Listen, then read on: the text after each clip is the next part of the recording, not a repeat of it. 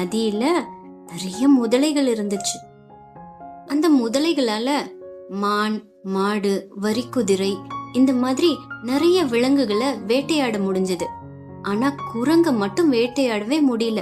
ஏன்னா குரங்க வேட்டையாடணும்னு நினைக்கும் போது அது தாவி போய் மரத்து மேல ஏறிக்குமா. அந்த ஆத்துல 2 முதலை நண்பர்கள் இருந்தாங்க. அதுல ஒரு முதலை நண்பர் இன்னொருத்தர்கிட்ட சொன்னா, நம்மளால இந்த குரங்க மட்டும் வேட்டையாடவே முடியல நண்பா. இந்த குரங்கு கறி எப்படி இருக்கும்னு ஒரு தடவையாவது சுவைக்கணும்னு ஆசையா இருக்கு அப்படின்னு சொன்னானா. இன்னொரு முதலை நண்பன் சொன்னாரா, அதுக்கு என்ன, நம்ம வேட்டையாடிட்டா போச்சு. எப்படியாவது குரங்கு கிட்ட பேசி தந்திரமா நம்ம அதை கூப்பிட்டு இந்த பக்கம் வந்துடலாம். அப்பதான் அதை நம்மளால வேட்டையாட முடியும். அது மரத்துக்கிட்ட இருக்க வரைக்கும் அதை நம்மளால ஒன்னும் பண்ண முடியாது அப்படின்னு சொன்னானா. அடுத்த நாள் 2 முதலை நண்பர்களும் சேர்ந்து ஒரு நல்ல திட்டம் போட்டாங்களாம். அது என்னன்னா, குரங்குக்கு ரொம்ப பிடிச்சமான வாழைப்பழம், மாம்பழம் இந்த மாதிரி பழங்கள் எல்லாத்தையும் ஆத்தோட ஒரு கரையில வச்சுட்டு ஆத்தோட இன்னொரு கரையில இருக்கிற குரங்க அங்கிருந்து எப்படியாவது தந்திரமா பேசி கூட்டிட்டு மறுக்கரைக்கு வந்து அங்க வச்சு அந்த குரங்க 2 பேரும் வேட்டையாடி சாப்பிடுற திட்டம் போட்டாங்க. ஒரு முதலை நண்பன் இன்னொரு நண்பன் கிட்ட சொன்னாரு, நண்பா, நீ அந்த கரைக்கு போய் எப்படியாவது தந்திரமா பேசி கூட்டிட்டு வா குரங்க. நான் இந்த கரையோரமா மறைஞ்சு நின்னுக்கிறேன், சரியா அப்படின்னு.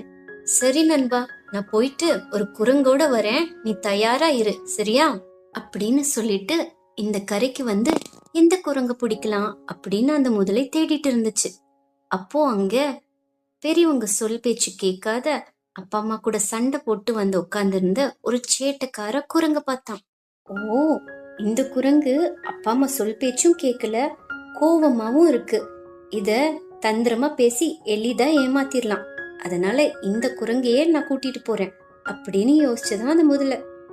அந்த குட்டி குரங்குக்கு முதலன்னா யாருன்னு முதல்ல தன்னை சாப்பிட போதும்னு தெரியவே தெரியாதான். முதலையும் ஒரு நண்பன் நினைச்சு முதல்ல கூட பேச ஆரம்பிச்சது. அந்த முதல்ல மெல்ல குரங்கு கிட்ட போய், ஹாய் குரங்கு குட்டி, இங்க என்ன பண்ற நீ தனியா உட்காந்துட்டு அப்படின்னு கேட்டுச்சு. அதுக்கு அந்த குரங்கு சொல்லுச்சு, எங்க அப்பா அம்மா எப்பொழுதும் ஆத்தோரம் போவாதன்னு திட்டிக்கிட்டே இருக்காங்க.